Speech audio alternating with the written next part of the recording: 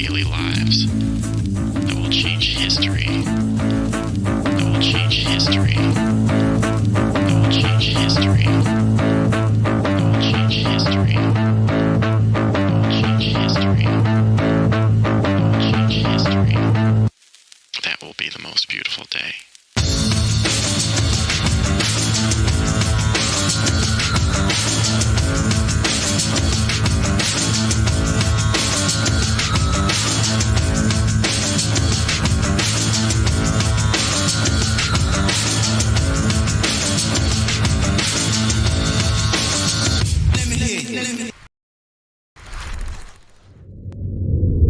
All right, ladies and gentlemen, thank you so much for tuning in this evening.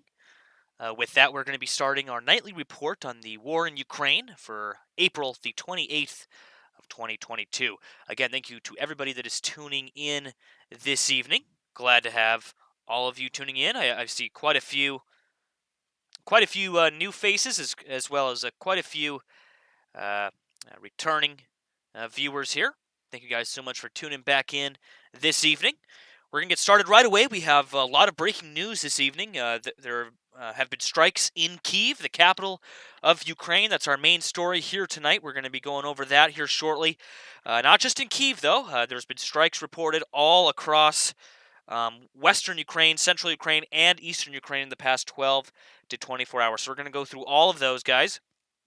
We're going to get everybody updated on what is going on in and around Ukraine, involved with the conflict here.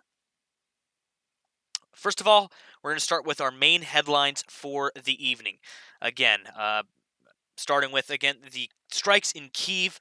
I'm going to go more into depth into those shortly, but really, the big headline tonight is those two blasts that rocked Kiev. Again, while the head of the United Nations, Antonio Guterres, was visiting the city. Again, Ukrainian officials said Russian missiles killed at least one person and injured several others shortly after the UN Secretary General toured areas around the capital. The attack came weeks after Russian forces retreated from Kyiv, and some residents, again, have begun to return to the area.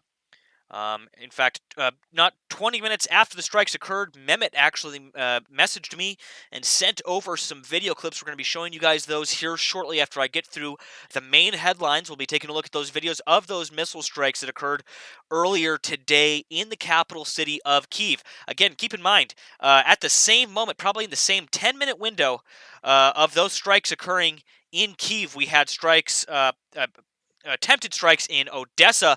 It looks as if those missiles were intercepted by Ukrainian anti-aircraft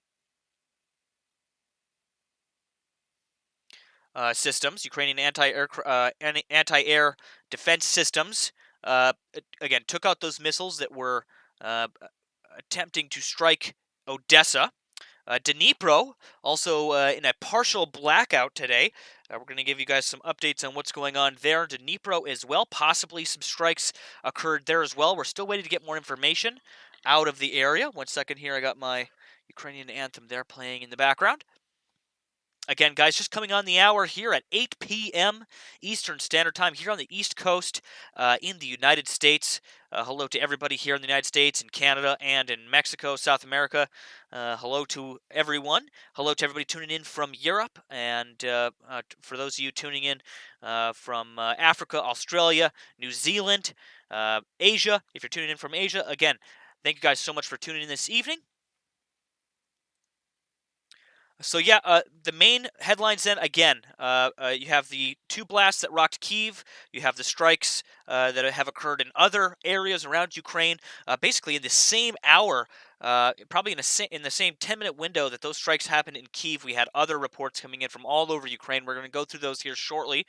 Russian troops are making a slow, uneven, and incremental progress in eastern Ukraine region of the Donbass. Again, according to a Pentagon statement earlier today, again, some of the Russian forces have begun pulling away from Mariupol, where fighting is still going. They are still fighting over that area at the Avastal Steelworks there at that plant, but they are starting to pull the majority of their forces out of Mariupol now that they have completed their primary objectives there in the city. However, keeping in mind, again, there is still conflict going at that steel plant in Mariupol. There is still a pocket of Ukrainian resistance there in Mariupol.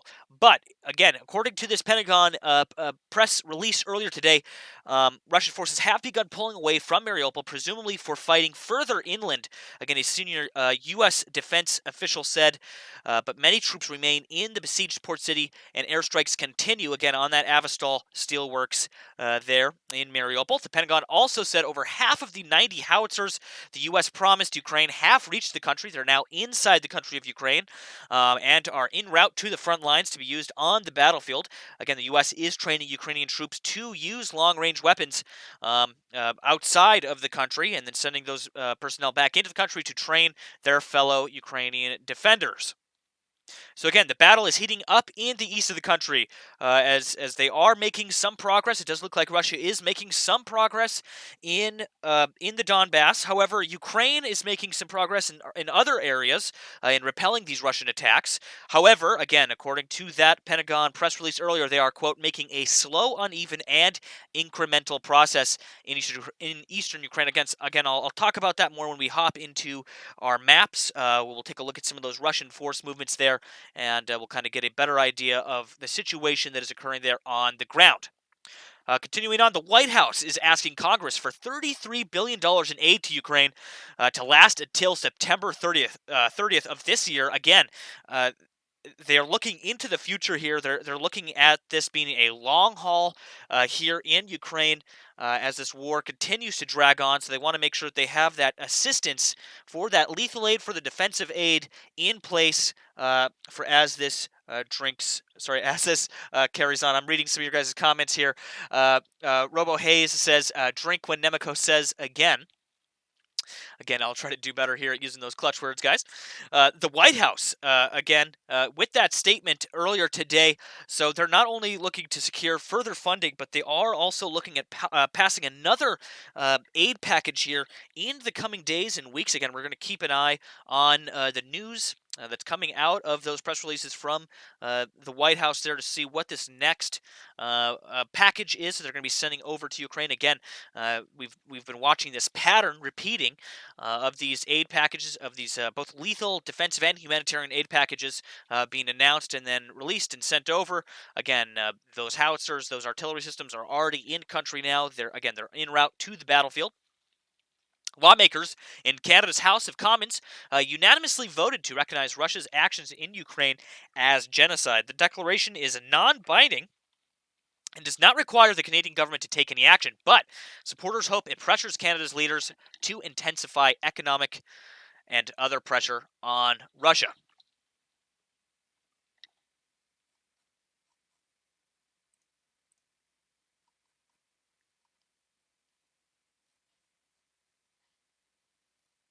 Again, kind of returning a little bit to some of our reporting from last night. The International Atomic Energy Association is probing a Ukrainian report that a missile flew over a nuclear power plant. Again, the IAEA, that Atomic Energy Association there, has come out in a press release today saying it's probing a Ukrainian report that a missile had flown directly over a nuclear power station, saying this would be extremely serious if true.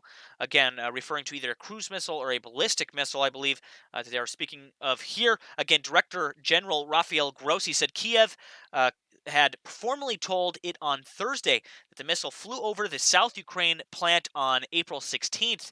The facility is near the city of UKRAINSK, some 350 kilometers or 220 miles south of Kiev. The quote from that report: "Had such a missile gone astray, it could have had a severe impact on the physical integrity of the plant, potentially leading to a nuclear accident," he said in a statement. This comes as one of a laundry list here of these close calls we've had with these nuclear sites in Ukraine.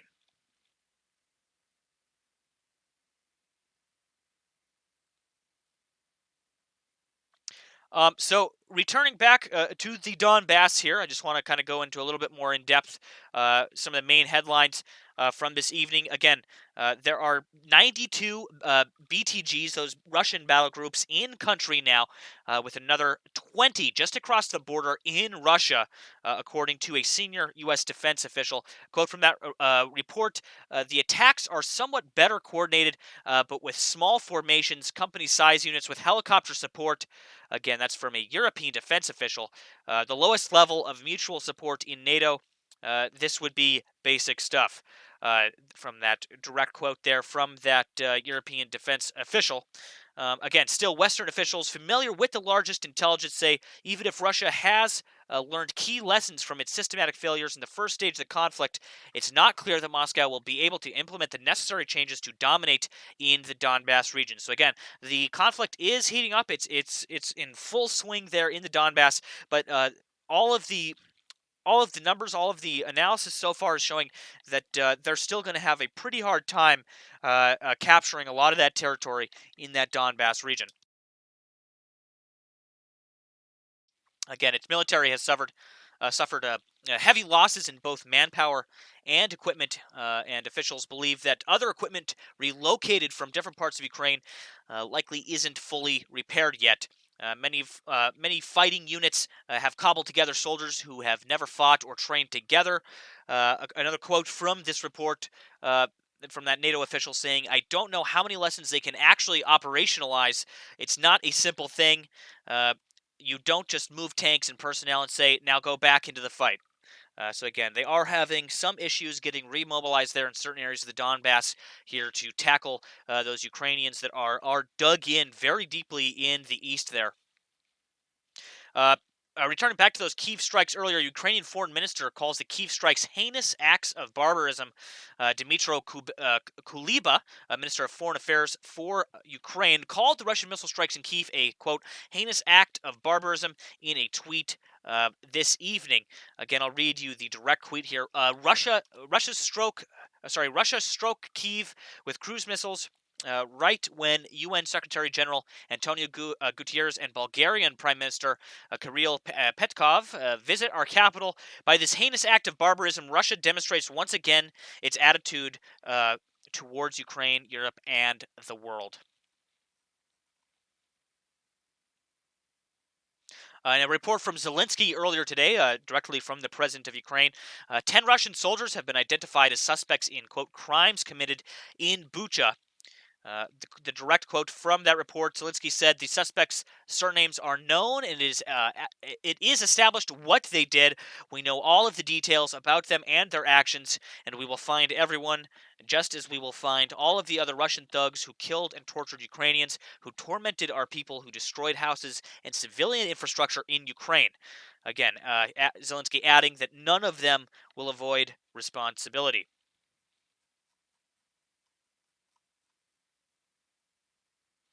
The U.S. House has passed the Ukrainian Lend-Lease Act. I know we talked about that earlier this week. Again, the U.S. House has passed a bill that will give President Joe Biden broader authority to help Ukraine defend itself against the Russian incursion into their country. The Ukrainian Democracy Defense Lend-Lease Act, which passed the House with a wide bipartisan majority, allows the president to enter Lend-Lease agreements with Ukraine to provide them with defense articles in order to protect populations. Again, this comes as not just the U.S., but many European countries are also looking to provide not only financial assistance to Ukraine, but direct lethal aid, humanitarian aid, defensive aid, which they have been doing since the beginning of the war, and they're continuing to do so now, especially as this looks to drag on into what looks to be kind of a long haul here, especially in the east of the country. So that's basically our main headlines for this evening, the main bullet point headlines for this evening. Again, what we're going to do now is we're going to switch over, and I'm going to go into depth on those strikes that happened in Kiev earlier this evening, in the capital city there. Again, 12 fire trucks have been called in to put out the blaze in Kiev, with rescuers confirming 10 people were wounded in the attacks, raising an earlier toll of 3. from this evening. Again, we have footage from Mehmet, directly from Mehmet on the ground in the capital there, of those fire trucks en route. I'll show you guys those videos in just a moment here. The emergency services said one strike hit a 25-story residential block, partially destroying 2 floors, while AFP news agency correspondents also saw a low-rise building in flames with black smoke pouring into the air and rescuers at the scene. Okay, so I'm going to go ahead and we're going to jump over into our... one second here. I'm going to jump over into our big screen here, guys, and we're going to take a look at some of these videos that have been sent over to us today, starting with the videos that Mehmet actually sent over earlier when the strikes first occurred, because I believe they are important here. Well, we might have to go directly to his Twitter.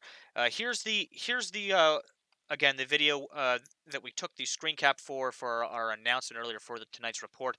This here is footage of those strikes, those missile strikes that occurred here. 1 second, let me get the audio up here.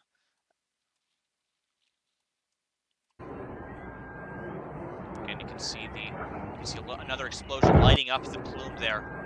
You can hear right at the end the explosion right there. But again, you can see the size there of that cruise missile strike that occurred in Kiev. We have more videos and angles here. Just give me one moment to bring those up on screen.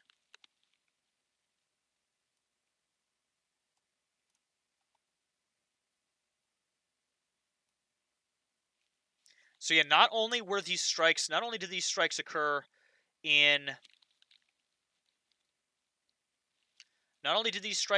in Kiev, but in the same about 10-minute periods, I would say about a 10 to 20-minute period, we had strikes in multiple areas of Ukraine.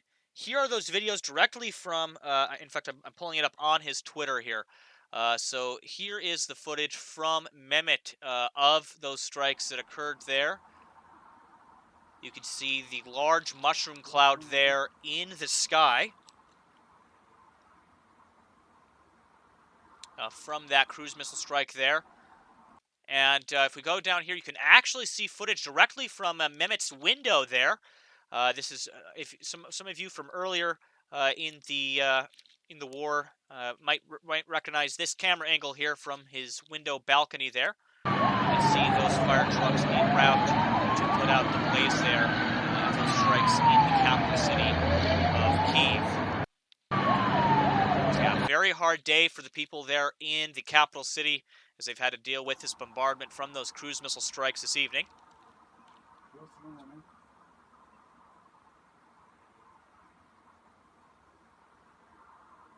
Again, you can see that very large plume there coming up from that strike. It's textbook mushroom cloud right there. You can see very large strike. We have a few other views of those strikes here. In fact, I'll bring up the ones.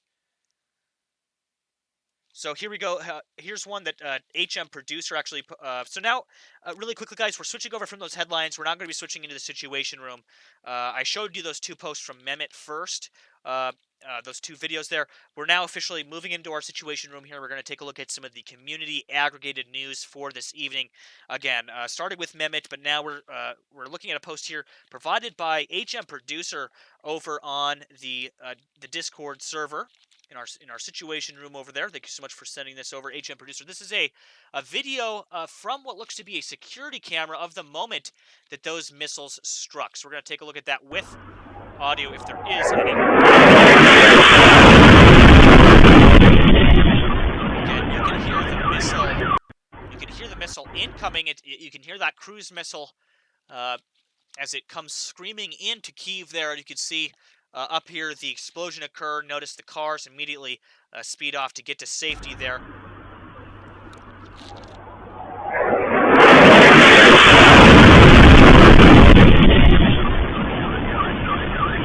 See right there, the blaze in the background, a lot of car alarms going off.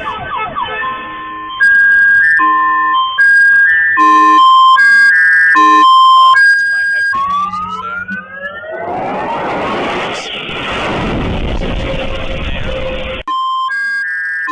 Okay, so there was 2 missiles that struck here at this location.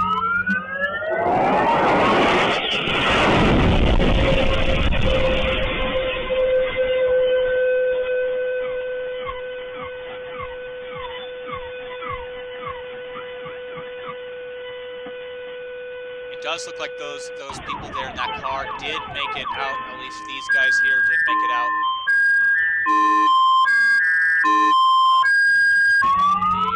The sirens there. Wow, that car right there backed away in the perfect time. Wow. And it does look like they made it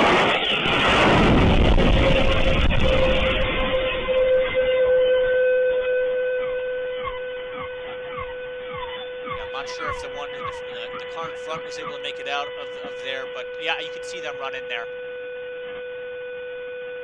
You see them running for cover there. There's the other two there that were in that car. So luckily they did make it out alive. That was a very close call for that car there. Wow. Some very stark footage here of those missile strikes. So right there. Yeah, absolutely terrifying video there. Thank you so much to HM Producer for providing us that in the Situation Room over on the Discord server here. I'm going to start going through some of the other posts from our community members. Here's another one from Kayuka, another angle of the Kiev strikes from an elevated close by position. Thank you so much, Kayuka, for providing these here. You can see the blaze there. You can see the other strike there coming in. And that's in fact, you can see the contrail, guys. You notice here this trail here, that's from the cruise missile coming in, probably through this smoke plume, carrying smoke with it, I would imagine. You can see there the contrail of it coming inbound there.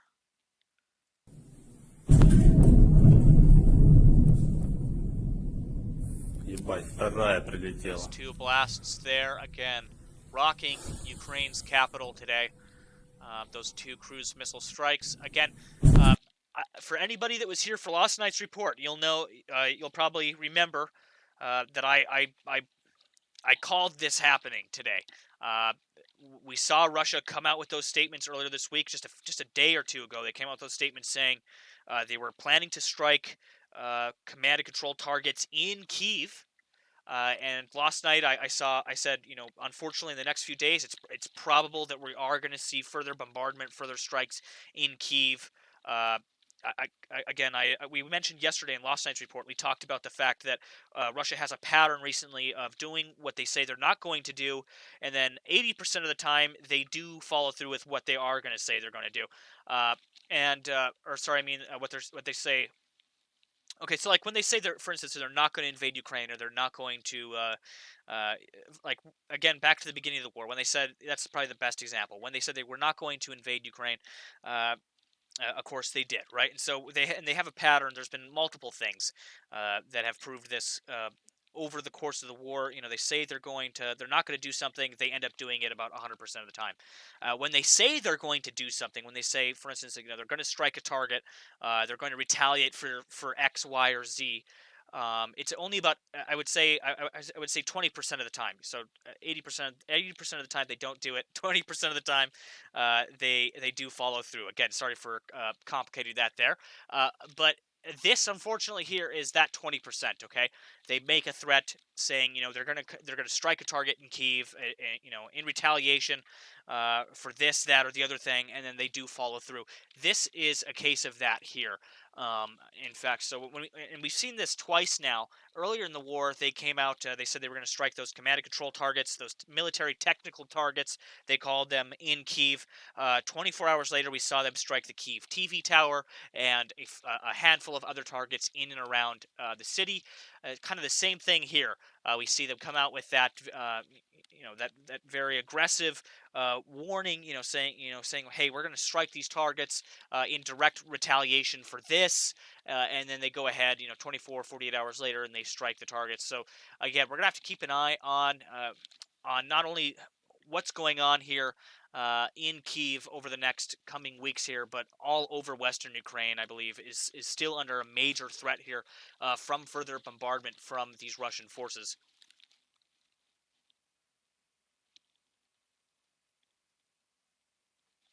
So moving on, I believe we have a few other clips here I'm going to show you guys of these strikes in Ukraine's capital of Kiev.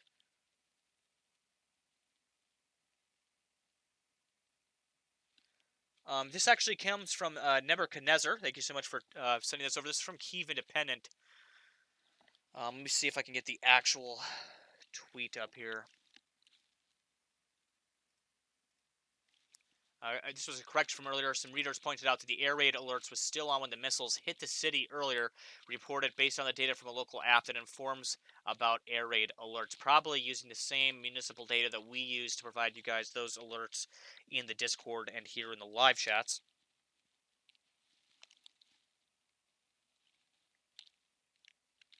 I'm actually going to show you guys the two posts that came up onto live UA map when those strikes first occurred. Trying to track back to those here. Give me 1 second.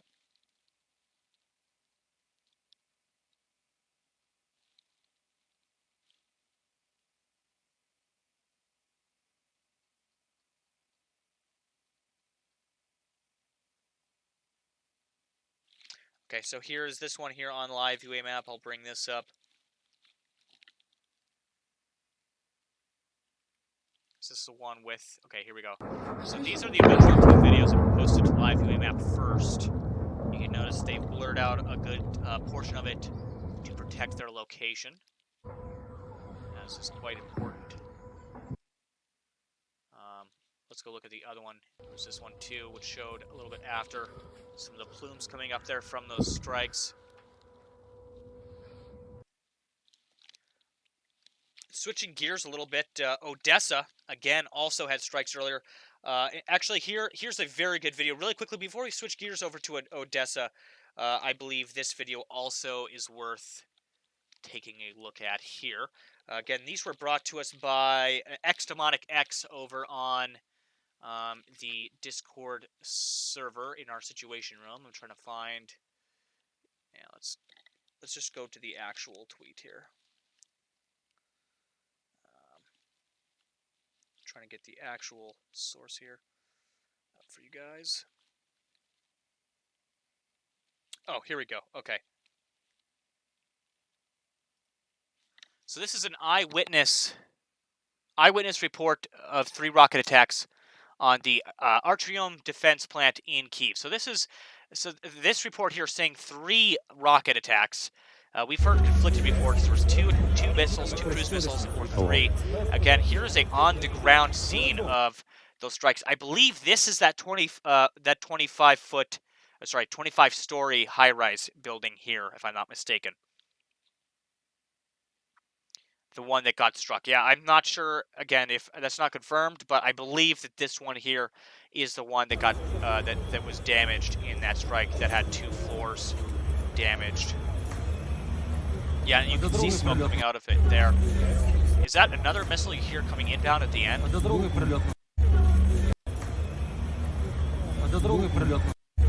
maybe just a vehicle coming by, but again, you can see that on the ground eyewitness video there of those strikes, of the aftermath of those strikes. So switching gears here to Odessa, during that same period, guys, there was during that same about 20, I would say 10 to anywhere between 10 and 30-minute period, there was a multitude of strikes over Ukraine. This again comes from Xdemonic X off of Euromaiden Press's Twitter page here. Air defense units have shot down 3 Russian missiles over the Odessa district. Again, that comes from the Odessa head Maxim Merchenko there, and you can see the contrails of those air defense systems there working in the skies above Odessa. Around the same time, we got reports of blackouts in Dnipro as well, with sporadic reports that possibly there were strikes there. However, we're still waiting to get more information out of that area.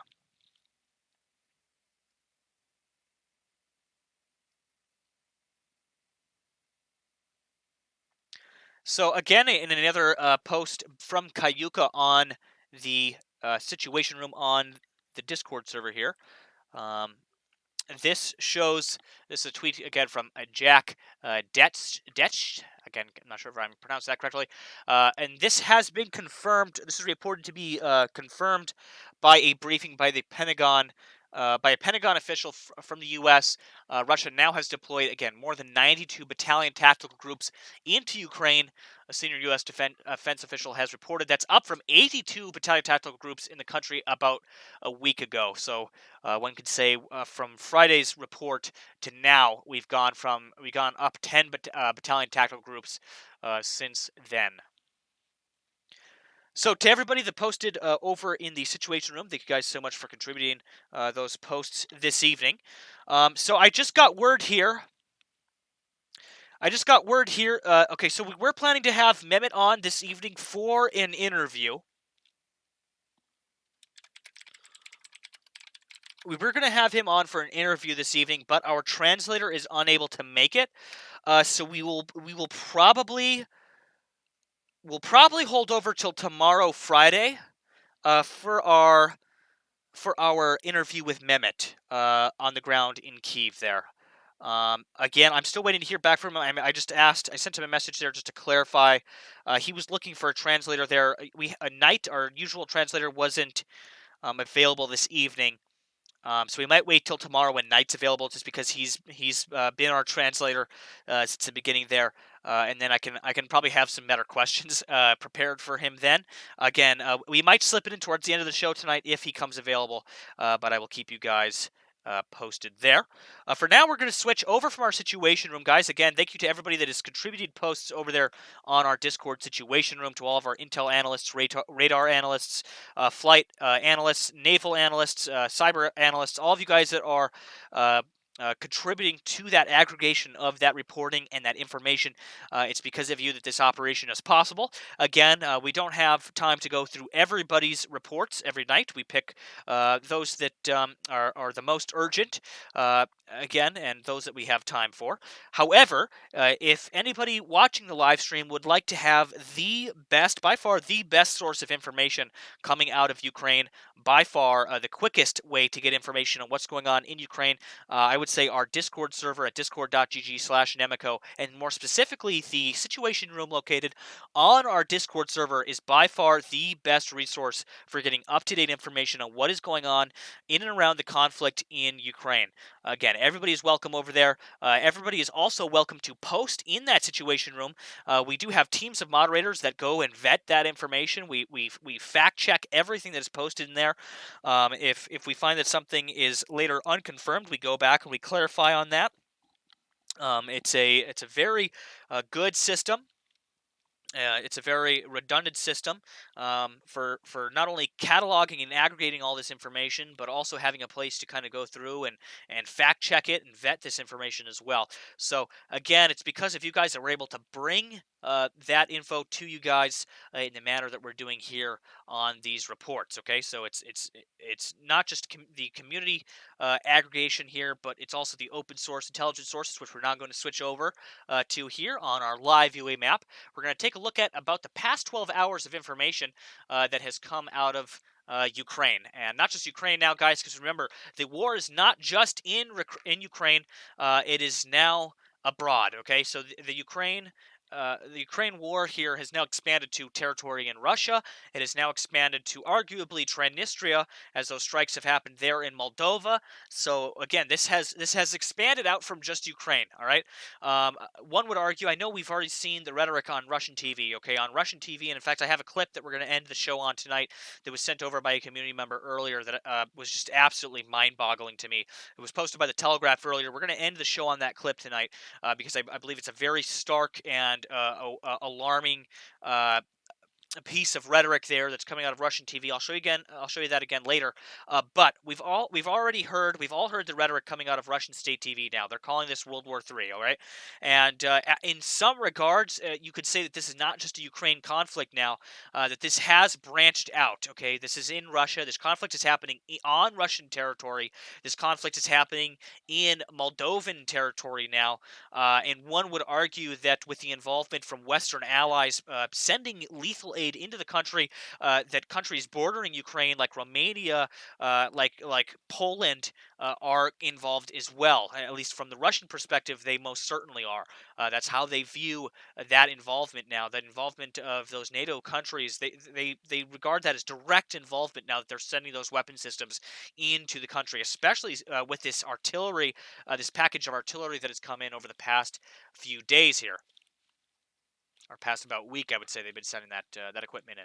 So again, we're going to start here about 12 hours ago here, guys. Underground hospital collapsed as a result of airstrikes at the Avastal plant in Mariupol. So just like to reiterate here with everybody, I get this question probably a dozen times an hour. Is Mariupol still? Is there fighting still going on for Mariupol? Are they still fighting over Mariupol at this time? The answer to that question is very simply put as yes. Mariupol is still being contested. Specifically, though, it's the Avastal plant that steelworks factory. In fact, if I bring it up here on the map, we can show you guys exactly the territory here.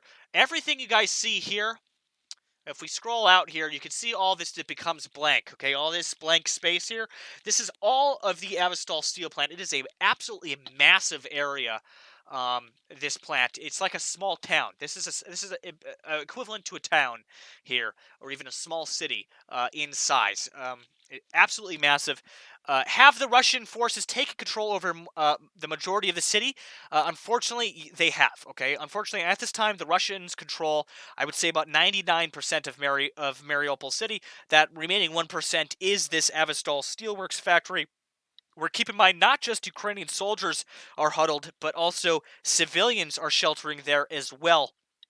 As those Russian forces continue to shell the area, they continue missile attacks, they continue on foot, small arms attacks on that area as they try to push in on those remaining Ukrainian defenders that are holding out at that steelworks plant there. HM Producer, with a interesting comment here in the live chat, says, Nemico Network Moldovan contacts said they are very, very scared and say it's not looking good at all. Yes, I've heard a lot of the same information coming out of the region. In the past about 48 hours, there's been a large uptick in the rhetoric coming from the Russians, a large uptick of the concern from the local officials there in Moldova, not just the officials, but the people on the ground there can sense that something is about to occur in Transnistria there, possibly in the greater Moldovan region. Again, they're very concerned there. The possibility being primarily, and I talked about this last night, is that Russia is going to look at moving further westbound here from this area near Kherson and closer to Odessa. They want to link up with the forces there in the breakaway region of Transnistria, again, with the forces here in the eastern area here, north of the Crimea, near Kherson. Again, those forces are moving into Mykolaiv as we speak. You can see air raid sirens here have just gone off. Again, Mykolaiv, Oblast at 17:58, red alert aerial threat siren sounding, take cover now. So that was not too long ago. However, the main goal here, again, is for Russia to capture the southern coast all the way over to Moldova, with the idea that they can then landlock the state of Ukraine, rendering it a failed state. All right, that is their primary objective here after the Donbass and after they connect. Once they take Mariupol out of the equation, okay, and I've talked about this many, many times, they're going to connect that land bridge from the Donbass here in the east, okay, down to Crimea. Okay, that's their primary objective there, is to take the east of Donbass and to take this area in between Crimea and the Donbass so they can have that land bridge from Russia all the way down to Sevastopol, to their port cities here. Their port cities in Crimea are the big objective there for Putin, for Russia as a state. They want to be able to connect directly between those port cities and Russian territory, okay? It's been imperative for them to do so, all right? It opens up, economically, it opens up a million possibilities for them, all right? Second objective, all right, from that is to then connect that land bridge from here over to their next problem, okay? I've talked about this. This is the next problem for Russia, all right? Transnistria, all right? Moldova Moldova, that breakaway region in Moldova, Transnistria, that is the same dynamic which occurred here with Crimea and Donetsk and Luhansk. Okay, it's a future Donbass for them, and they don't want to have to deal with that 10 years down the road. If they can get that capped now, they want to do that now. Okay, in order to do that, they need to move westbound here from Kherson. Okay, they need to take Odessa, everything right to Transnistria, right to this breakaway region here, and then they can take that and annex it under Russian control, and then it won't be a future problem 10 years down the road. Okay, they can just say, hey, this is Russian territory now. It's not Moldovan anymore. It's ours. We're taking it, and they can move on. All right. However, if they just capture the Donbass, if they just capture Crimea, I can absolutely guarantee you guys that another 8 years from now, we're going to be seeing a conflict breaking out in Moldova and Transnistria. And I know Putin wants to get this done now. He doesn't want to get it done 10 years from now. He wants to do that now because, again, Transnistria is that same dynamic there as the Donbass, as Donetsk, as Luhansk, as Crimea for the Russians. For the Russian government, they see it that way. They see it as a future problem that they need to tackle now. And I believe U.S. analysts are probably looking at it the same way, that it's most probable for him, if he has the resources to do it, if he's able to capture Donbass and Mariupol first. Keep in mind, he can't do this if he doesn't take the Donbass, if he doesn't take Mariupol first, and get that out of the way. He won't have the resources, the logistics, and the troops to be able to reshuffle them over to take Odessa, to take the southern coast, because that is going to be a hell of a battle for Odessa. It'll be like exactly what we're seeing in Mariupol now, but I would argue on a much larger scale. We could even see a situation like what we saw around Kiev, where they move into the outskirts of the city, and then the Ukrainians are able to repel them back, and they end up needing to retreat. Okay, so that could be something we may see as well.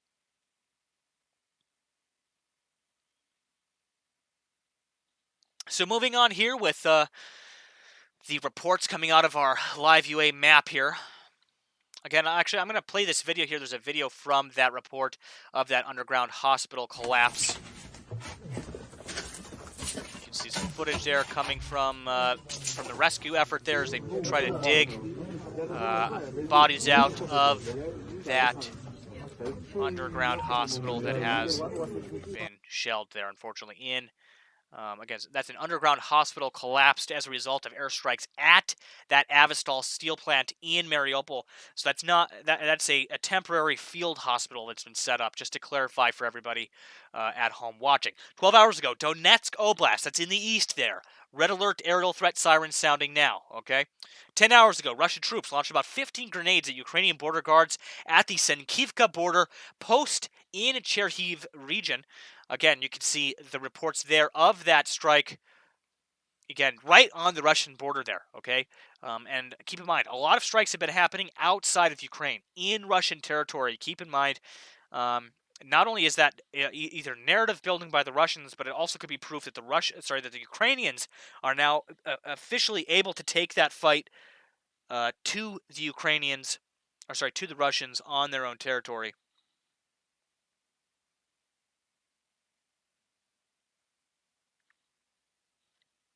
Okay, so yeah, I have confirmed here. I have confirmed here with Mehmet. He doesn't have a translator for tonight, so what we're going to do is we'll reschedule this for tomorrow.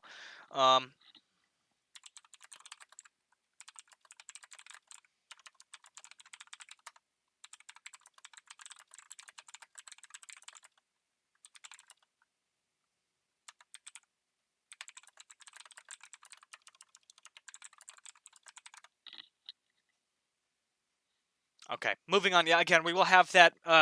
We will have that interview with Mehmet tomorrow. We're going to get a translator set up, and we'll have questions written up for that interview. And then again, I'll be uploading that interview separate from tomorrow's report. I think, as usual, we upload those interviews with Mehmet separately to the YouTube channel in case anybody misses it. Don't worry, we'll have that up for you guys there. Okay, so moving on here, again, 10 hours ago, NATO is ready to maintain its support for Ukraine in the war against Russia for, quote, years, including help for Kiev to shift from Soviet-era weapons to modern Western arms and systems, Secretary General Jens Stoltenberg said in a Thursday address. Moving up from that, 10 hours ago here, the President of the United States requesting another $33 billion for Ukraine. Again, I was talking about that earlier in our report. 10 hours ago, a British man has been killed in Ukraine, and a second British man is missing. Again, the FCDO government of Ukraine on Twitter said Thursday it is thought the pair had been fighting against Russian forces as volunteers in support for Ukraine's military, although this has not been confirmed.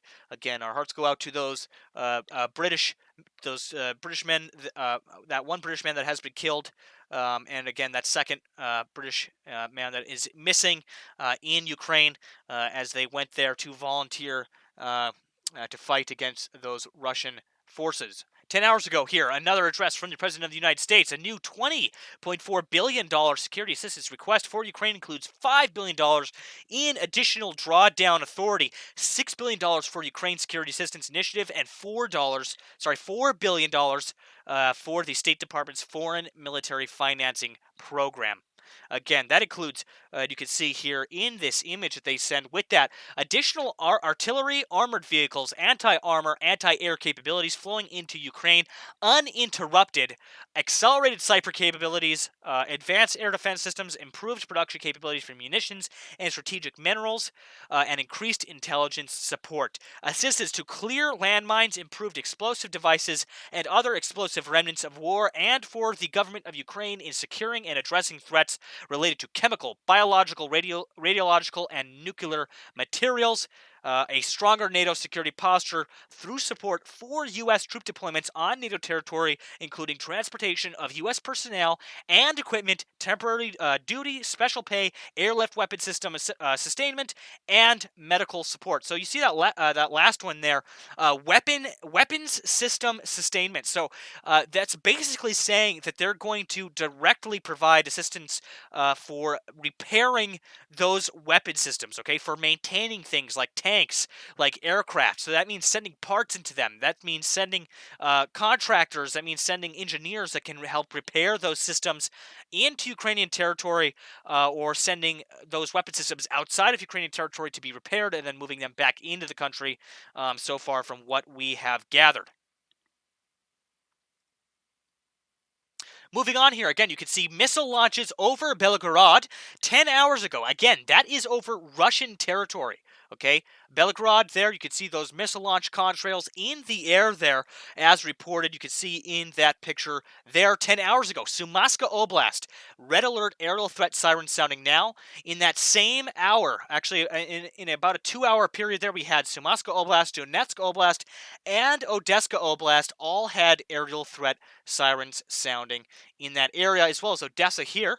9 hours ago, President Zelensky met with the Prime Minister of Bulgaria, Kirill Petkov, in Kiev. Again, that was yesterday, or earlier today, for everybody here in the States. Yesterday, now for everybody in Ukraine. Again, as we reach the 4 o'clock hour here in Kiev.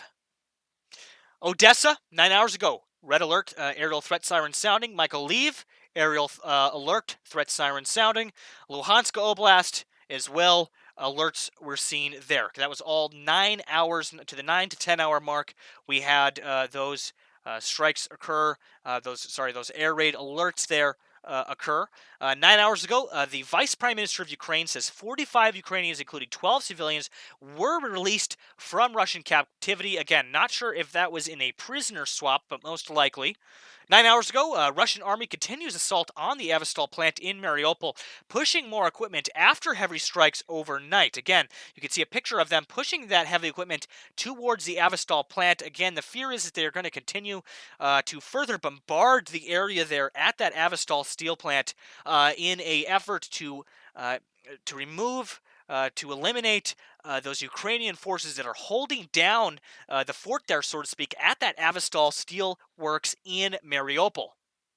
9 hours ago, Russian Air Force strategic bomber VoiceNet active on 8090 kilohertz USB at 1459 UTC. Again, that is intercepted radio communications traffic. Again, stating that that Russian Air Force strategic bomber VoiceNet was active on those frequencies at that time. Again, To our radio analysts over on the Discord, all of you guys, awesome work over the past few weeks. You guys have been doing some amazing stuff over there.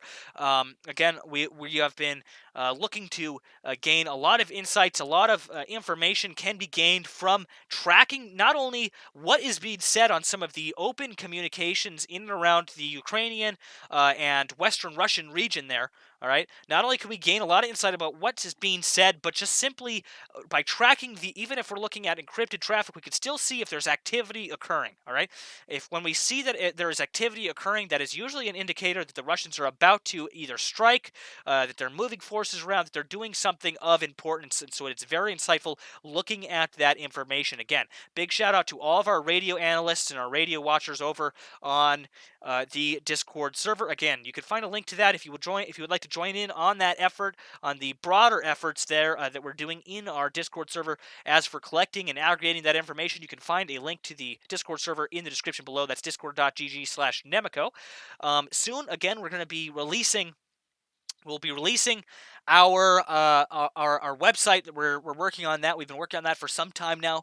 We're getting a unified platform together where everybody can aggregate and catalog all of that information that we've been putting together, that we've been archiving over about the past 2 months here as this Ukraine conflict has continued on. We're constructing a unified open source intelligence platform where everybody, those of you, I know there's quite a few that don't use Discord that would like to a place to join in on the efforts and be able to join in on the discussions and provide to the reports and contribute to our community. That place will be the place to do that. Again, we'll be announcing that in the coming days and weeks here. Moving on, 9 hours ago, Dnipro Oblast. Aerial alert sirens, Zaporizhia Oblast, aerial alert sirens, Poltavska Oblast, aerial alert sirens, Kiev, aerial alert sirens, Zhytomyr and Zhytomyr Oblast, aerial alert sirens, Chernivtska Oblast, Kiev Oblast, aerial alert sirens, Kryvyi-Radaska Oblast, Cherkasska Oblast, aerial alert sirens, Kharkiv, Vinnytsia, Volnaskia, many others, Rivne, Ternopil, all had aerial alert sirens in the 8-hour period, though. Again, if you scroll out here, guys, you can see how many air raid alerts have gone on in just about the past 12 hours here in Ukraine, and not just in the east here, guys, okay? You can see the main conflict here, again, happening in the Donbass, but the rest of the country, even as far west as the Polish border here near Lviv, is still under constant threat from air bombardment, meaning cruise missiles, ballistic missiles, etc. So it's a very dangerous situation here across Ukraine still at this hour. 8 hours ago here, 2 big explosions tracked in Kramatorsk. I believe a few of you guys actually sent me clips on this earlier. Again, you can see that located on the map there.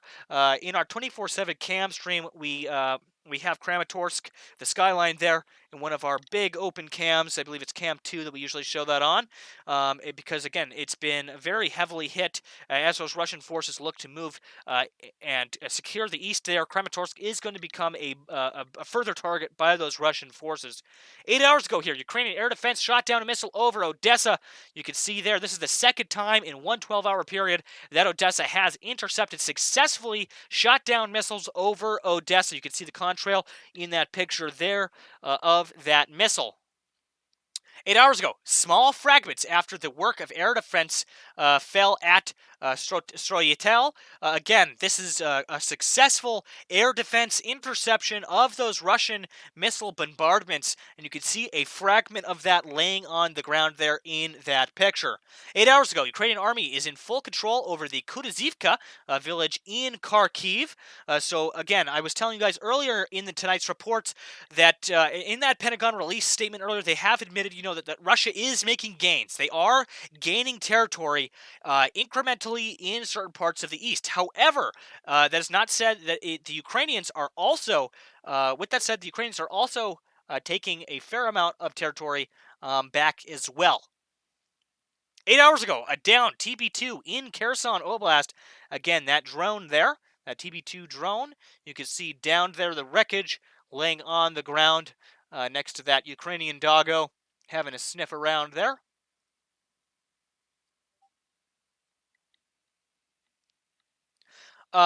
8 hours ago here, Russian troops unsuccessfully attempted to advance at Berezivka, Dohevki, and Kharkiv region in Rubizin of Luhansk region near the Oleg-Zedrivka and a few other regions there, also in Kherson. Again, you can see here the yellow highlighted AK-47 rifles here is where all of those advances took place. Again, that occurred 8 hours ago. 8 hours ago, again, 3 wounded in a van as a result of explosion of a landmine near Markariv that is in the Kiev region. Again, there's been a large problem there with unexploded ordnance left behind. Last night's report, I showed you guys the pictures there of that farmer's tractor that had ran over that landmine there. Luckily, he did survive. However, his tractor did not fare so well. You can see here this van here again. Went over a landmine near Makariv in the Kiev region. 3 were unfortunately wounded as a result of that explosion. Another unexploded ordnance here. 2 hours ago, 1 killed and 2 wounded as a result of an explosion of a landmine in Pochipin in the Kiev region. Again, I believe those were 2 separate. I believe these were 2 separate instances here, or actually, this might have been the same instance. This might have been the same instance, and they updated it. It went from 3 wounded to 1 had died. Unfortunately, I believe this is the same. This might be the same here. Instance, unfortunately. However, that does look like a cab there, so it could be different. I'm not sure. If somebody could give me some clarification on that, that'd be awesome. 8 hours ago, President Zelensky met with Secretary General of the United Nations, Antonio Guterres, in Kyiv.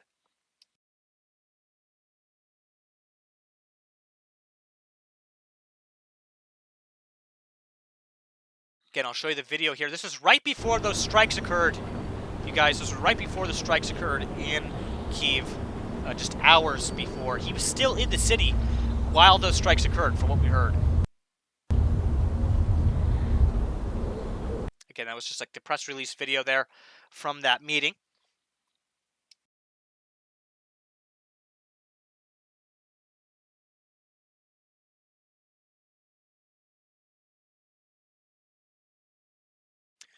Moving on here, 3 missiles were shot down over Odessa.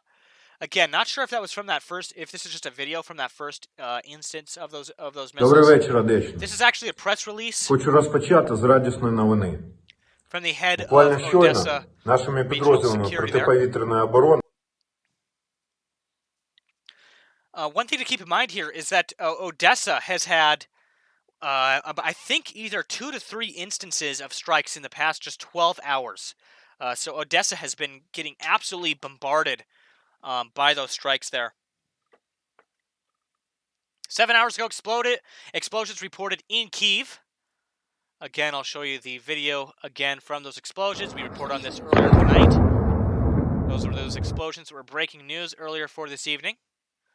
7 hours ago, rescuers were on site of those 2 explosions in Kyiv. That came directly from the mayor. Says missiles hit one of the central districts of the capital, Kemilinski. 7 hours ago, Russian troops launched a dozen of mortar mines from the Lomikivka village in the Bryansk region towards the Semenivska community in the Chernihiv region. I'll show you that on the map here. So you can see that is like directly on the border with Russia there. 7 hours ago, while the Pentagon does not assess that Russia has seized control over Mariupol, the senior defense official said that a significant number of Russian forces are beginning to shift from the port city northwest. So again, they're traveling. In fact, here, if we go back to Ukraine, I can show you. So they're traveling out of Mariupol north and then to the west this way to pursue other objectives in that region.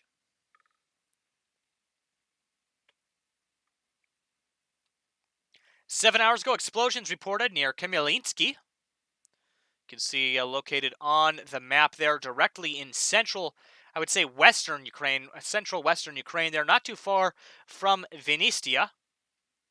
7 hours ago, as of Thursday, the Pentagon assesses that Russia has about 92 battalion tactical groups in the war. Again, I reported on that a few times this evening.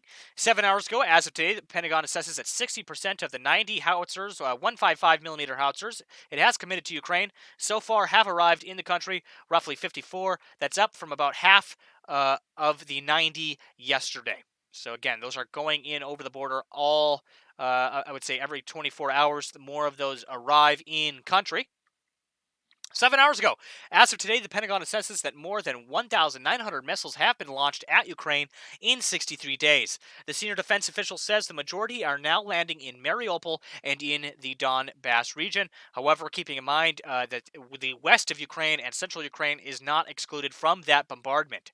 7 hours ago, training of Ukrainian forces on several systems continues outside of Ukraine.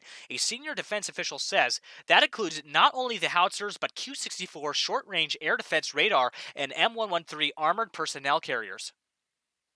6 hours ago, reports of explosions in Fastiv. This came directly, I would say, the same hour these explosions happened in Fastiv as the explosions in both Odessa, the interceptions in Odessa, and the explosions that occurred, unfortunately, in Kiev, injuring those, and there was a few casualties there from those strikes as well. 6 hours ago, advisor to the office of the president of Ukraine, missile strikes in the downtown of Kiev during the official visit of Antonio Guterres the day before he was sitting at a long table in the Kremlin, and today explosions are above his head. Postcard from Moscow. Recall why Russia still takes a seat on the UN Security Council. Again, calling those acts of barbarism as those strikes hit the capital city while he was in the city today. 6 hours ago, this also came during the same hour that those strikes happened in Kiev, Odessa, and Fastiv. We had a partial blackout reported in several areas in Dnipro. Still waiting to get some information out of Dnipro if anything has occurred there as for strikes in the past about 6 hours. 6 hours ago, Ukrainian military entered the Ruska Lazova town north to Kharkiv. Again, that area heavily contested over the past 12 to 24 hours. 6 hours ago, Russian army shelled Velkia Kostomoka with MLRS Grad. One person was unfortunately killed in that strike here. You can see that strike occurred not too far from Kherson, north of Crimea here is where those strikes occurred today. 6 hours ago, truckloads of grain being carried off towards Russia from Russian-occupied Melitopol. Russia stealing Ukrainian grain. Very interesting footage here. Very interesting report. We can see that car. The truck. Those trucks there of grain. We will watch the video of that here as well. Again, this is reported to be truckloads of grain being carried off towards Russia from Russian-occupied Melitopol, just like in the days of Stalin. So very interesting here. Again, you can see with the Russian Z's on them as they look to carry that grain back into Russian territory. Again, very interesting seeing this occur. You can see how long this convoy is here carrying this, what is, again, reportedly grain being carried off towards Russia from Russian-occupied Melitopol. Very interesting, very stark footage here coming out of Ukraine. Today. Again, you can see just how long this convoy is. It just keeps stretching on.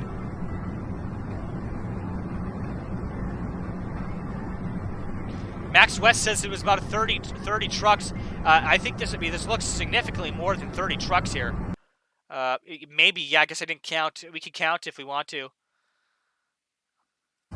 One truck full of grain. 2 trucks full of grain. 3 trucks full of grain.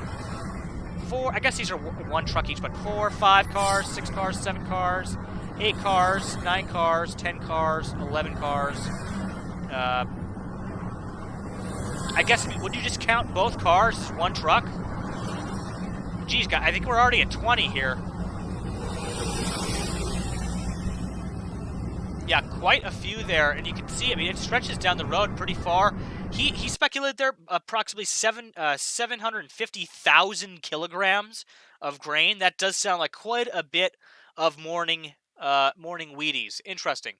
Interesting. We're gonna keep an eye on that situation there. Very stark footage there coming out of Ukraine, though, of them taking that grain back into Russian territory. You can see where that was located on the map there. House Virgo says, "Who says it's grain?" Exactly. I would like to clarify there. Allegedly, those are trucks full of grain. Again, it could be anything, though. We'll have to keep an eye on that for further reporting coming from that. 6 hours ago, U.S. and Canada spoke not just about Ukraine, but also about a, quote, free and open Indo-Pacific per the Secretary of Defense of the United States. 6 hours ago here, Russian missile hit first floors of a residential building in Kiev, at least 3 wounded. Again, we saw that on the ground video I showed you guys a short while ago. That came from our situation room. I'm pretty sure that in that video you could see that, in fact, I pointed out earlier in this report, you could see that high-rise building. It was that first floor, the first 1 or 2 floors that was struck there, unfortunately, in those strikes in Kiev earlier today. Again, very unfortunate that those events occurred there in the capital today. Greenville Hauser, thank you so much for the super chat there. Much appreciated. I'm not sure if there's a question that you had along with that. I'll look here and check just to make sure that I didn't miss your super question there. Nope, there was no super question there, but thank you so much, Greenville Hauser, for that super chat there. Much appreciated. Thank you so much for tuning in this evening. Glad to have you watching the show. Again, that goes out to everybody. Thank you guys so much for tuning into the live stream tonight. I know, again, I wish it could be under better circumstances, but I'm glad that you guys are choosing us to get your information here on what's going on in Ukraine. Again, our reports usually last about an hour, hour and a half, sometimes ranging up to 2 hours. I would like, over the coming weeks and the days and weeks here going forward, I am going to try to shift into giving you guys some daily reports, like over the course of the day. We'll also be doing our nightly reports, but I'm also going to be hopping on during the day for extended periods of time to bring you guys some more in-depth reporting. I've been trying to get some time put aside for that on my end, guys, so stay tuned for that. Moving on here with our live reports. 5 hours ago, air defense has been a critical aspect of the entire fight. Again, per Secretary of Defense, quote, "We need to make sure we are providing them," meaning Ukraine, "with air defense systems if they are taken out by Russia." He says, quote, "We will continue to use those systems that are most effective."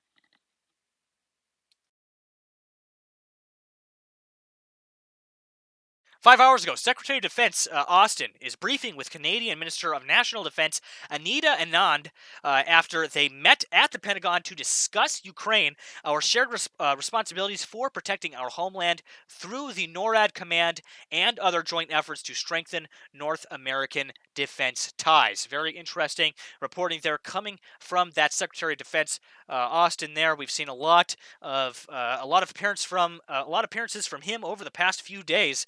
Over this week, I would argue, the U.S. delegation has been very, very active with their reporting, with their press releases here, with their briefings, with their diplomatic efforts as well. 5 hours ago, Ukraine officials, quoting from that report, they believe that long-range fires will be key in their efforts going forward.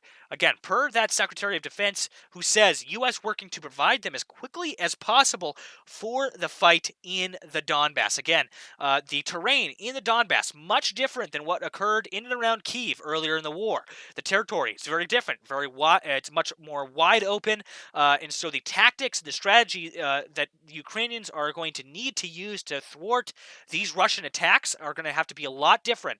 I'm speaking to the things like those Javelin systems. We're now moving away from the man-portable Javelin shoulder-fired systems, things like those NLAW systems. They're now looking to use things more like the Stugna systems. Those have been a little bit more effective in the East, as well as like these Switchblade drones, the Bayraktars. They need to reach further out to hit this Russian hardware. Things like those man-portable systems, you need to get close. You need to have good cover to be able to use those systems. I would guess some argue that the Javelin does have pretty significant range. However, in placement of those teams, of those personnel, is a lot harder in the wide open fields, the wide open flat terrain that you have in Ukraine. In eastern Ukraine, specifically in the Donbass. 5 hours ago, a quote here: Russia cannot redraw maps at will to meet its own ends, per Canada's Anita Anand. Again, that MP there of Canada. Sovereign nations cannot be erased from the map, and NATO cannot be divided. 5 hours ago, the House adopted that Ukraine Democracy Defense Lend-Lease Act, as I reported on earlier this evening. 5 hours ago, Canadian Defense Minister says the world is facing one of the biggest threats since World War II due to Russian aggression. Again, I can't reiterate that enough, that not only is this an issue, and we've seen many U.S. officials, in fact, I don't know about a lot of you guys. For me personally, the ones I look to see what they're saying is not U.S. politicians, not U.S. officials. I look at military officials. I look at what the U.S. generals are saying. I look at what NATO leaders are saying. NATO generals, not Stoltenberg. I'm talking the actual military leaders, what they are saying on the ground, and then I look at what the Ukrainian military leaders are saying.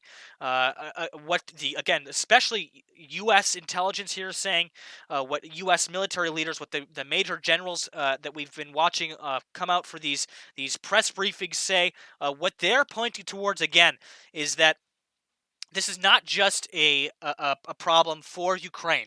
This is a much broader issue for the security in Europe, and one would argue this is an issue for global security as a whole.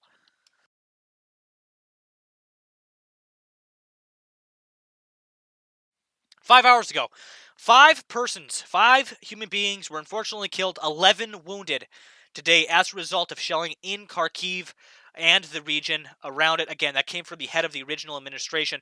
I stand by my statement that I've made multiple times for the past few months, that Kharkiv is probably one of by far the hardest hit areas when it comes to shelling in eastern Ukraine, with the exception of Mariupol, where thousands have died in that area. Kharkiv is also probably one of the hardest hit areas in all of Ukraine, bordering so closely to the Russian border there.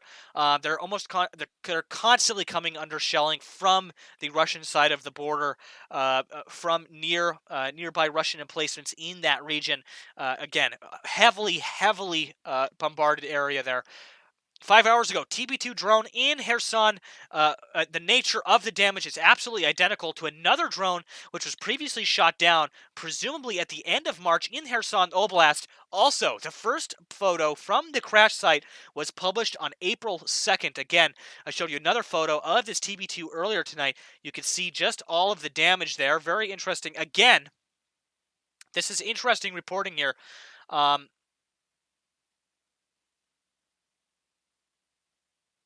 In fact, you can see, so I think what they're showing here is again, that they've reused the wreckage of these TB2s for propaganda reasons.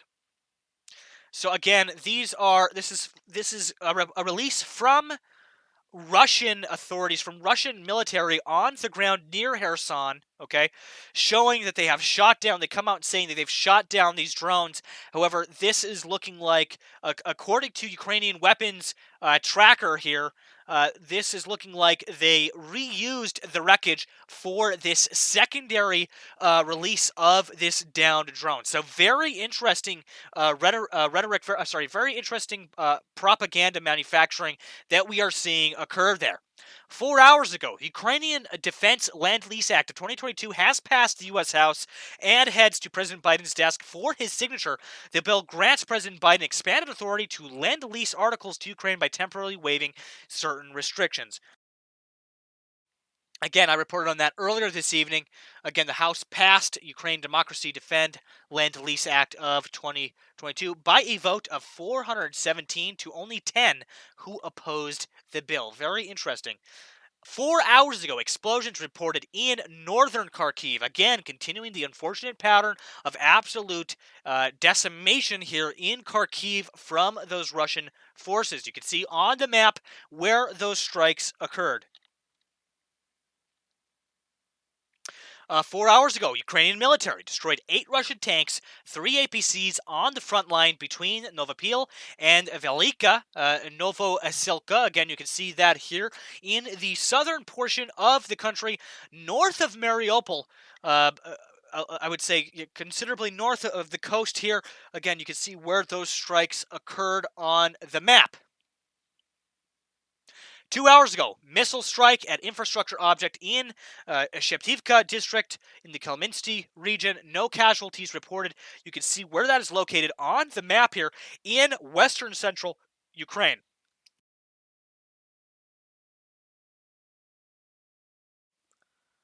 Again, you can see where those strikes occurred. Multiple strikes occurred today in western Ukraine, not just central Ukraine, not just the capital. We had attempted strikes in Odessa that were very successfully shot out of the air by that Ukrainian air defense systems.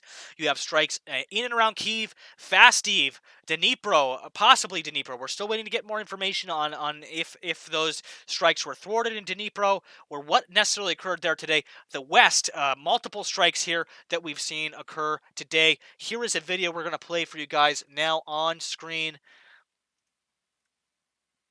from Telegram here. This is the press release that came from the Ukrainian military announcing that those strikes had occurred. Just to show you guys, just for some source transparency on those. That's why I show you guys those.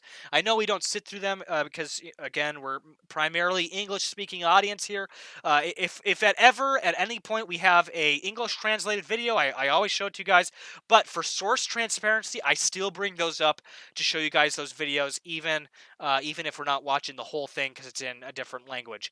Donetsk Oblast, an hour ago, you have red alert aerial threat sirens sounding in that region, as well as Zaporizhzhia Oblast as well. And you can see on the map here, if I scroll out, all of these blue circles here you guys see are all areas of Ukraine that have come under direct threat and have issued red alert aerial threat sirens. So that means air raid sirens going off, people heading to the shelters in the past 12 hours here. Very busy in Ukraine. Unfortunately, a lot of conflict occurring at this very hour as we're speaking now to you guys. Again, this concludes our look at our live UA map sources here. Really quickly, though, I'm gonna show us one more map source here before we hop into our Q&A. Again, just to everybody that is just tuning in, again, thank you so much for tuning in. We are postponing tonight's interview with Mehmet until tomorrow. We weren't able to get Knight on. Knight wasn't available for translations tonight, but he should be tomorrow.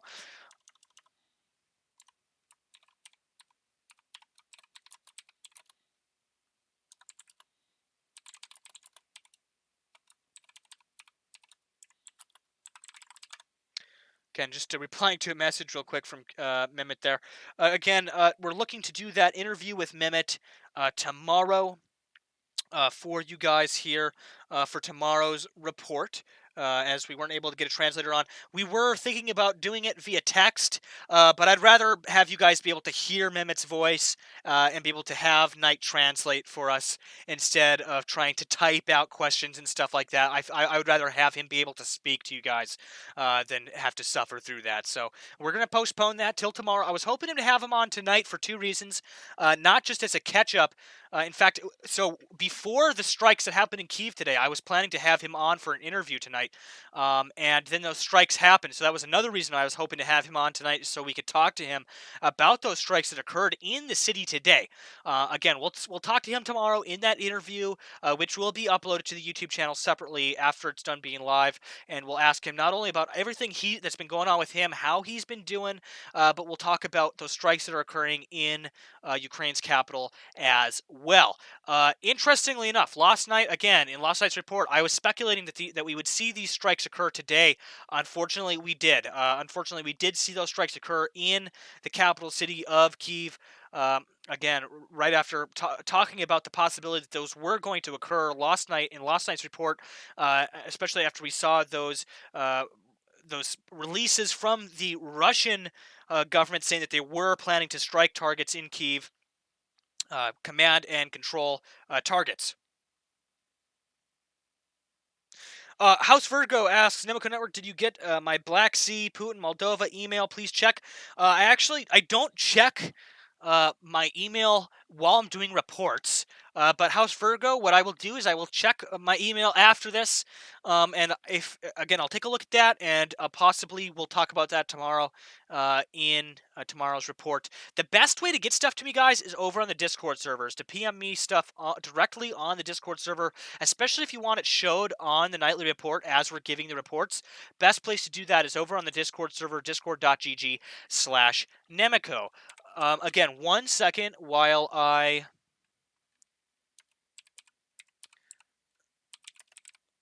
One second, guys, while I get this map up for you here. There's one more map from the Institute Study of War. The Institute for the Study of War. Sorry, again, I'm trying to look for the map here. Here we go. I got it. Okay, so again, I'm going to bring this map up on screen here for you guys. Stand by for that. And it'll kind of take a look at kind of some of the movements here that are going on in and around Ukraine. So you see Belarus here, supporting effort, Kiev and northeast of Ukraine. So you can see a supporting effort there from Belarus. You can see the areas that Ukraine has taken back in blue, claimed Ukrainian counter-offensives that have occurred in blue here, again, around Kiev, where they've moved out, around Sumy, Cherniv, in the east there, the central east there. And then, of course, you can see here the new Russian offensives which are taking place in the east of Ukraine. Again, Luhansk, Donetsk here. You can see Mariupol down here as well. In the green circles, you can see significant fighting. So that doesn't just mean shelling, okay? Because shelling and bombardment is happening everywhere. What they mean by significant fighting in the past 24 hours is they mean that there's troops on the ground exchanging small arms fire. You have tanks exchanging fire. You have shelling occurring, missile strikes, all of the above in these areas, okay? So in the areas around Izium, okay? In the areas in the Donbass here in the east, Luhansk, down by Donetsk, in Mariupol, very heavy fighting occurring there. In the Zaporizhia Oblast, very heavy fighting occurring there, as well as over by Mykolaiv in Kherson. As the Russians look to move further west, they are again looking to take Mykolaiv. Okay, again, a supporting effort to the southern axis. Okay, so you have the northern axis here, which is the Belarus. You have the southern axis with it, which is Kherson. Not Kherson, but Crimea, and then arguably Transnistria here, which I argue should be on this map already from the study of war. I hope to see them add that to this map here in the coming days. Again, in the blue lined print here, you can see what is reported Ukrainian partisan warfare. So that is behind enemy lines, either a mix of official Ukrainian military movement, or you also have insurgency, which has risen up in a lot of these areas as well. So that's what you're seeing there. Again, in yellow is claimed Russian control over Ukrainian territory. So you can see in the yellow here is those areas where Russia is claiming to be gaining incremental and sporadic territory. Again, this is directly what the Pentagon was referring to in today's reports. Again, you can see supporting effort here, Kharkiv and Izium. The main effort is eastern Ukraine here in the Donbass, supporting effort to the southern axis, and then the northern axis here. Belarus, again, not currently active, but they are still shuffling stuff around. They still have forces along the border here. They still have missile systems in place here, and that is, again, still very active in the war at this time.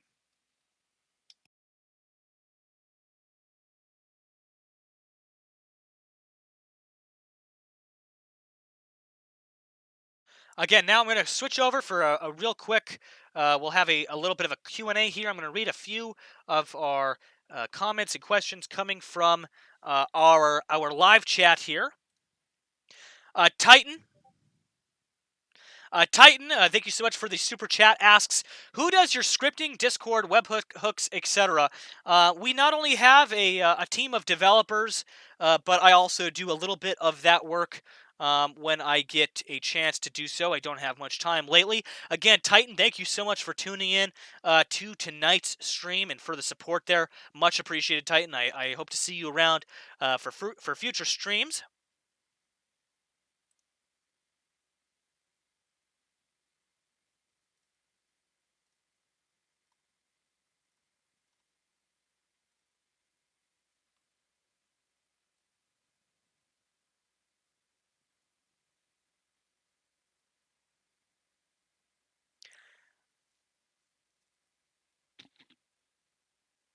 James Turner, thank you so much for tuning in, says, I want this all to end so I can visit my Russian friends. This is very sad.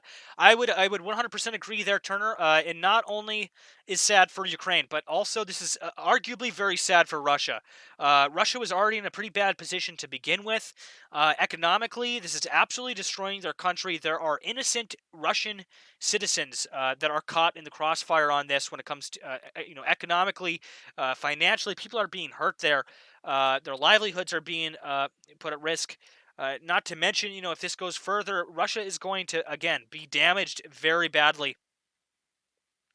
Again, it's not just Ukrainians that are suffering here. It is families of Russian soldiers that are being sent home in body bags. A lot of those Russian soldiers didn't even know what they were getting involved with here. Okay, they were told. We have confirmed reports that they were told that they were going in for training, and then they were thrust upon the front lines, and now this is where we're at now. So again, very very bad situation there that is occurring across the board for both sides.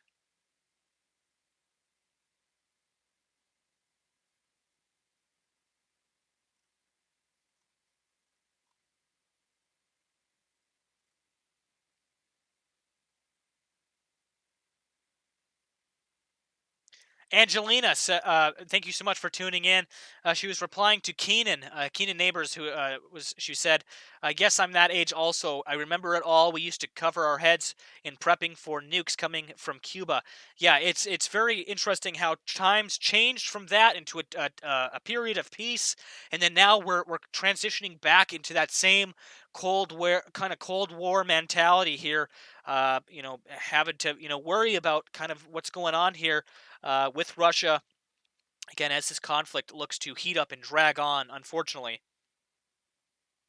Benny Hill says, earlier on Belarus, we're prepared to help Russia, but what if they drop in behind the blue zones? Again, that remains to be seen. We're going to have to wait, again, to see if Belarus ends up getting involved or not. I've speculated for a while that they will maybe get more further involved in this. It remains to be seen. Mandy, thank you so much for tuning in. Says, hey, Nemico, I just finished work. Well, hello to you, Mandy. Thank you so much for tuning in this evening. Lori H, thank you so much for tuning in. Says, at Nemico and team, thank you for another night of great reports. Well, thank you so much, Lori. I hope to have a really good report for you guys tomorrow to end off our week. We're going to have a nice, full-fledged, in-depth report for tomorrow, Friday. Again, we do our reports weekdays, 8 p.m. Eastern Standard Time. That's 3 a.m. Ukraine time. Again, make sure to watch our Discord announcements for when we're going live with those.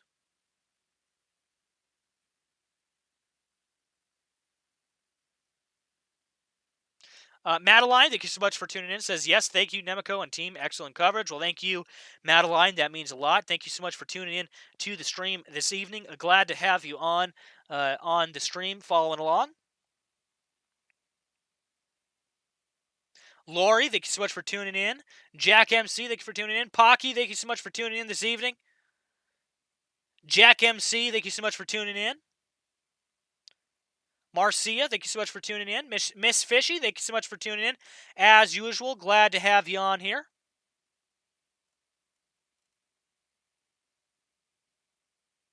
Miss Fishy actually says, we are hosting a Ukrainian family in our home. They are watching and says hi to everyone. Well, that's awesome, Miss Fishy. Thank you so much. Tell them that I said hi to them personally, and I hope that everybody is doing okay.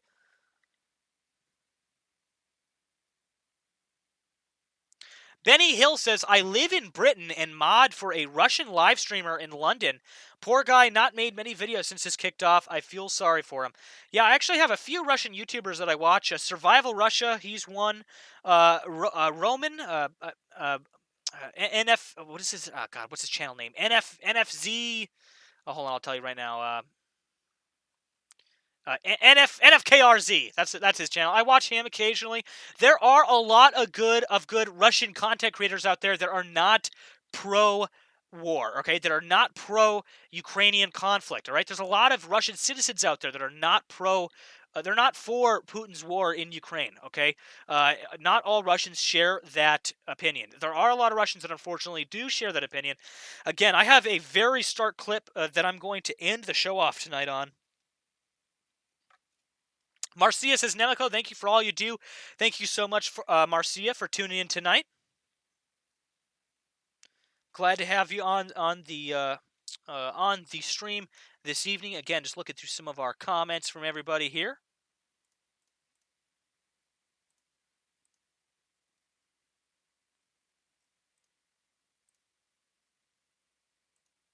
House Virgo says, don't forget to check your email, Nemico Network. Thanks for your report tonight. Don't worry, I will. And again, to everybody that sent over PMs, if I didn't get to you guys, don't worry. Sometimes I don't have time to go through everybody's PMs when they send them over. I do look at everybody's messages. If I don't have time to reply back to them, don't feel bad. Again, I get hundreds of them on the daily, so having to sift through all of those is, again, I read everybody's comments. I can't reply to all of them, but I do make sure to read all of them. And I try to reply to as many of them as I can. If you guys send over reports, if I can't get to them for, like with tonight's report, if they're still viable, I bring them to you guys in the next day's report, okay?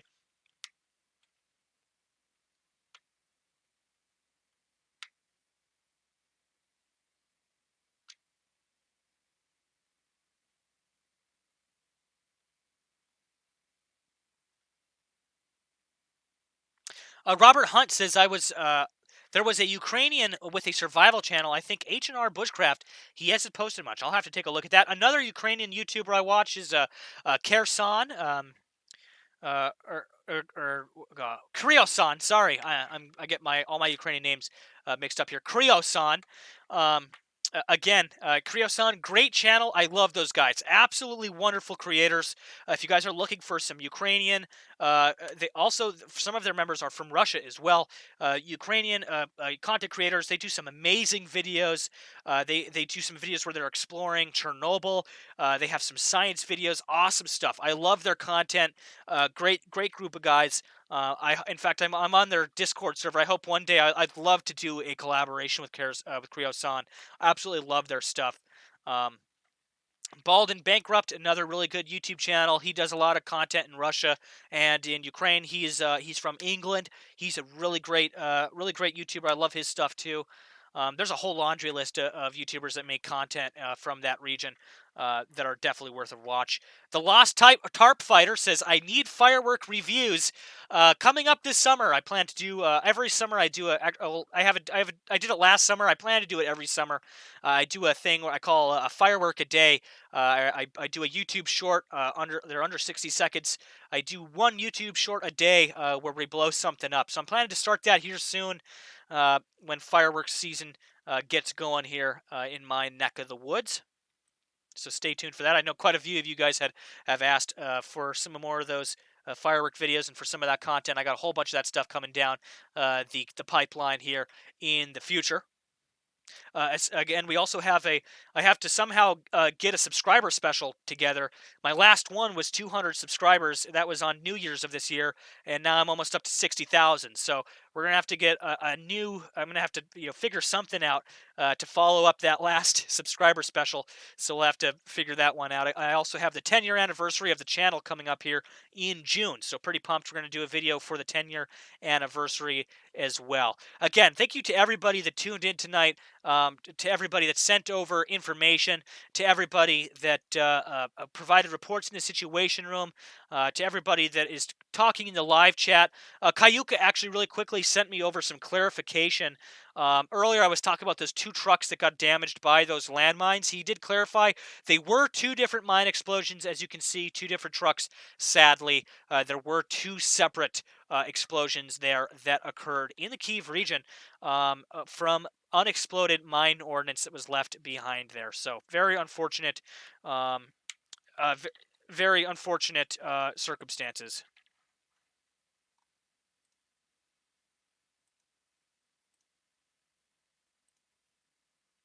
Again, thank you to Fancy Hat for for hanging out in the live chat.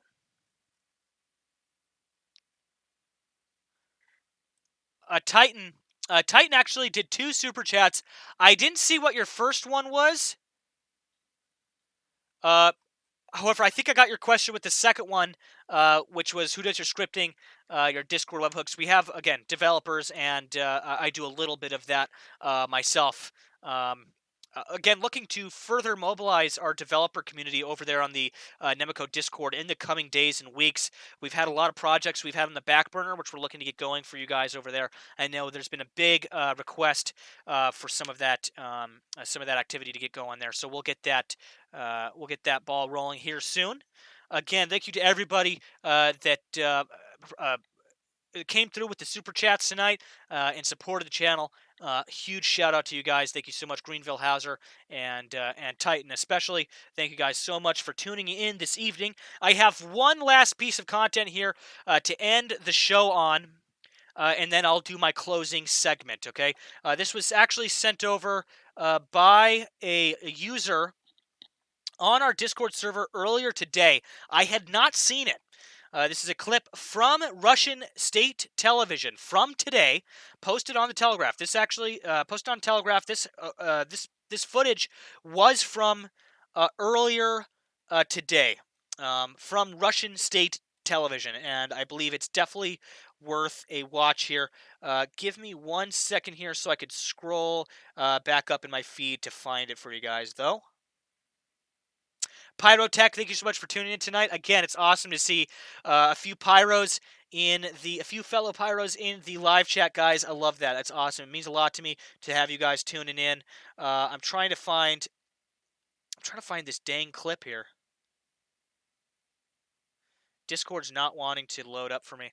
All right, what I'm going to do is I'll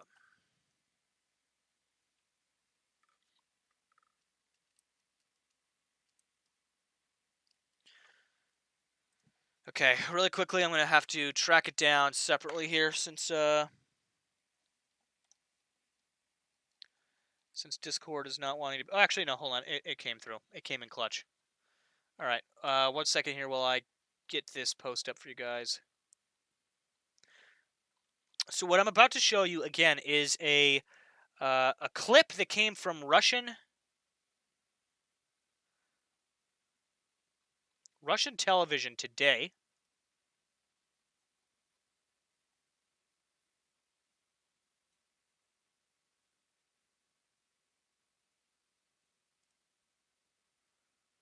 One second here while I get this up on screen for you guys. I'm trying to find the right clip. I have a whole stack of them here.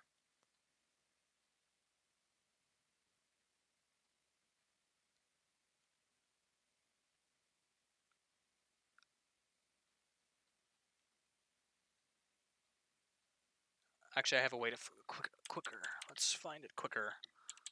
There we go.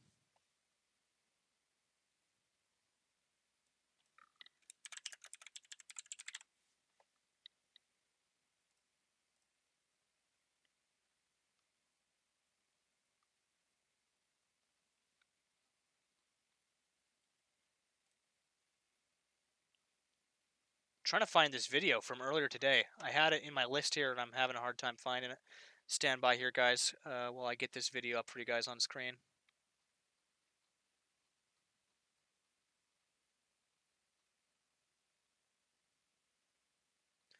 So that was that. Okay, so that was that one.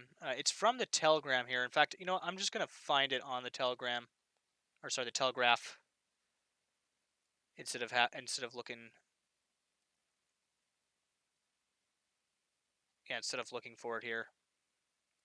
It's like looking for a needle in a haystack sometimes. All right. Yeah. I'll manually find it here. It'll take me 1 second.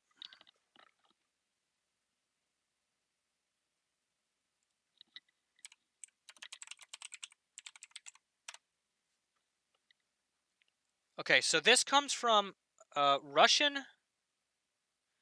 This comes from Russian TV. This was posted earlier today by the Telegraph. This aired today on Russian TV. 1 second while I get the. Here we go. All right, so this is a clip from Russian TV today, and I want you guys to pay close attention to what they're saying here, to the rhetoric here. Either we lose in Ukraine, or the Third World starts. I think World War III is more realistic. Knowing us, knowing our leader, Vladimir Putin, again, referring to their most incredible outcome, that all this will end with a nuclear strike, seems more probable to me than any other course of events. To my horror, on one hand, on the other hand, with the understanding that it is what it is, but we will go to heaven and they will simply croak. Again, that is a clip directly from Russian television today, posted by the Telegraph on YouTube here. Again, question: is it just baseless rhetoric? Are they prepping the Russian public for a outcome here? Again, we're going to have to wait and see. This is very alarming, though. When you start to see stuff like this on Russian television, okay? This isn't rhetoric that they're pumping out to us here in the States. This is rhetoric they're pumping out to their own people. They are preparing the masses with these ideas here, hopefully not to act on them. As Unstickable says, though, and this is a very valid point, he says, at Nemico Network, then again, nobody should believe what Tucker Carlson has to say either. And again, I think that goes for any opinionated, what they try to put off is a news reporter, but it's just nothing but opinionated speculation or opinionated, opinion pieces. Let's just say, opinion pieces like that. You shouldn't. Again, you should take with a grain of salt. However, when you see this stuff on Russian television in the amount we're seeing it now, this isn't the only clip. Again, yeah, this is a talk show. But it's on Russian national TV. When you see, and this isn't the only clip we have of this. There's multiple instances of this fear mongering, of this rhetoric we're seeing on Russian state TV. And the problem is that again, they're not showing this to the West. Okay, it's fear mongering when they're saying to the West, we're going to use nuclear weapons. The difference is when they start to put this idea into the minds of the Russian people. That's where things get a little bit concerning. Okay, we've seen the same pattern repeat with other parts of this war, with other parts of what they call their special military operation. They drip feed these ideas to the public over Russian TV, and then a matter of days or weeks later, we see those events occur. Okay, it happened prior to the invasion. Prior to the invasion, this same rhetoric was on Russian TV. They were saying, they were saying it's inevitable that we're going to have to invade. The Ukrainians are leaving us no choice. It's inevitable that this is going to happen. Inevitable that this is going to happen. Whatever. And now we're seeing the same rhetoric. We're seeing this increase in rhetoric on Russian TV. Again, this is just one instance of this, guys. Many different instances I've seen of this just over the past few days here, of this exact rhetoric, this nuclear talk, this talk of escalation that we've seen, not directed towards Western media, but directed directly towards the Russian people. Okay, so it's something we have to keep a very close eye on. Again, I reiterate this. I've talked about this many times in my previous reports from earlier in the week. It's very important for us not to put on the tinfoil hats too much, but at the same time, it's very important for us to keep this idea in the back of our minds that this is a possibility, and we need to be prepared for it 100%. Exactly what Tiger Eye 912 says when she says, "We lose to Ukraine or World War III happens." Tiger Eye says, "LOL." So if you beat Ukraine, right? Exactly. And so again, we're going to have to keep an eye on this situation. Very dangerous rhetoric here that we're seeing tossed around. Greenville Hauser says, at Nemico, is Putin going to formally announce war on May 9th? Do you mean war on a more broad level? Because I believe war has, if they do call it a special military operation, but it is referred to as war within that country. If they refer to that as war on a broader scale on May 9th, again, the signs aren't pointing to that. The signs are pointing towards possibly that they will try to secure a victory by May 9th for that Victory Day parade there in Russia. However, we're going to have to wait and see. All signs pointing towards the fact that they're not going to be able to achieve the objectives that they have set out to complete by the 9th. As Pocky says here, yes, they're normalizing nuclear warfare to the populace. We can't freak out. Exactly. We cannot freak out, guys. We need to keep our heads about us. Again, don't put your tinfoil hats on too hard yet, okay? We need to again, keep in mind this is dangerous though, okay? They're feeding this idea to the Russian population, to their people. It's different from fear-mongering to the West, okay? That's different because a lot of the time that has been baseless. When we see things being drip-fed into the Russian minds, that's where things get a little bit dicey, and I believe that's where we need to be paying close attention and being alert, keeping our heads on a swivel, and making sure to, again, keep a close eye on this situation. Again, we're going to bring you guys more news with tomorrow's report, Friday, 8 p.m. Eastern Standard Time, a.k.a. 3 a.m. Ukraine time. To everybody that tuned in tonight, thank you guys so much for following along on the stream here this evening. Glad to have you guys. Again, thank you to all of our channel supporters. Thank you to everybody that tuned in this evening. If you haven't already, hit that like button. It's the best way to get the algorithm's attention. If you haven't already, press that subscribe button. Best way to get notified when new videos go live, when new uploads go live, when new streams go live. Again, we have a lot of new video content coming down the pipeline for you guys in the coming weeks. I'm really excited to be able to bring a lot of that to you guys. I'm really excited for the future. I'm really excited for this damn war to finally be over, and for hopefully the Ukrainians to get their to secure their freedom, to secure their territory, and for the bloodshed to finally end here. Again, I wish that we could be coming together here on these streams under better circumstances, guys, but I'm still grateful that you come to me to get this information, again, which is primarily aggregated by our wonderful community, which we have put together. If you'd like to join in on that, best place to do that, again, is our Discord server. Link to that in the description below. Everybody is welcome to join. Make sure you join and read the server rules before you start posting over there. Link to that in the description below, discord.gg/Nemico. If you join over there, you can actually help in the contribution to the news aggregation here, to the intel analyzing that we have been undertaking over on the Discord server there. Again, thank you guys so much for tuning in this evening.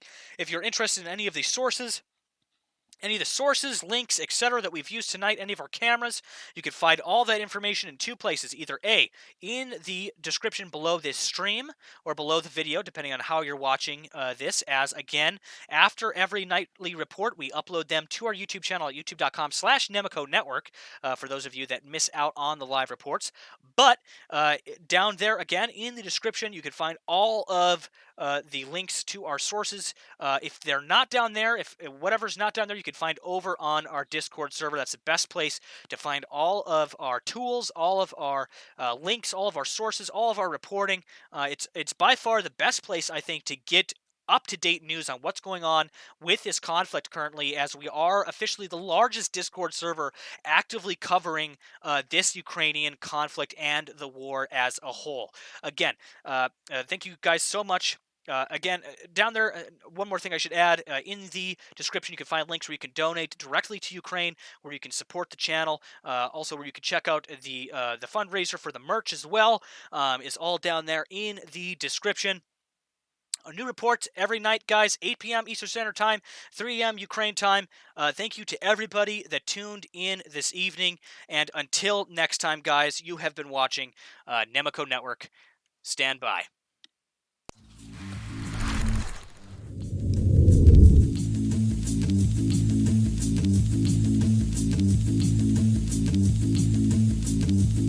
Something that will change our daily lives, that will change history.